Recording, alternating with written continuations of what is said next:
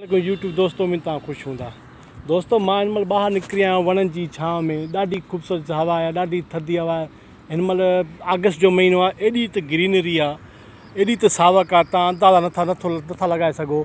Global warming जे करे असांजो जेको क्लाइमेट चेंज थियो आहे, गर्मियूं शदीद अख़्तियार कयूं। जंहिं पासे गर्मी थींदी उते हाणे थधियूं हवाऊं थी अचनि, जिते थधि हूंदी उते गर्मी थी वई आहे। इहो ई असां वटि आहे। त असां अॼु हिन महिल असां ज़िले लाड़काणे उत्तर जे पासे आहियूं। त असां वटि हिन महिल अगस्त में एॾो काढ़ो उॿ हूंदी आहे जो असां माना बर्दाश्त न करे सघंदा आहियूं। गर्मी थींदी आहे अगस्त खां 15 सेप्टेम्बर ताईं।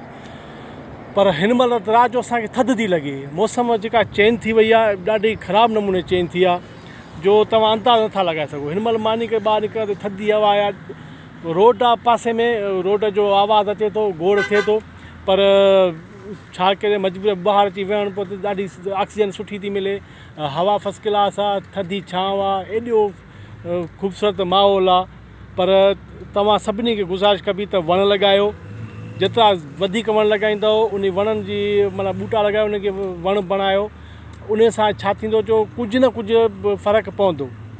वण हिकिड़ी वॾी नेमत आहे, तव्हां अंदाज़ो नथा लॻाए सघो। त वण माना धरती जा फिफड़ आहिनि। धरती जे साह खणण में जेतिरो वण असांखे वण वधीक हूंदा ओतिरो असांखे साह खणण में, असांजे जेको फिफड़ आहिनि असांजे इन खे फ़ाइदो पवंदो। असां धरती जी हिफ़ाज़त कंदासीं, धरती असांजी हिफ़ाज़त कंदी। जेतिरा वण लॻंदा ओतिरो असांखे असांजो जेको माहौल आहे उहो ॾाढो बहितर रहंदो। ग्लोबल वार्मिंग जे करे ॾाढी तकलीफ़ थी आहे। जिते जेके गैसूं फैक्ट्रियूं गैसूं इस्तेमालु करे रहिया आहिनि, गैसूं जेके धुओं मथे वञे थो असांजे एटमॉस्फेयर में, असांजी ॾाढी ॾुखियाई थी थिए।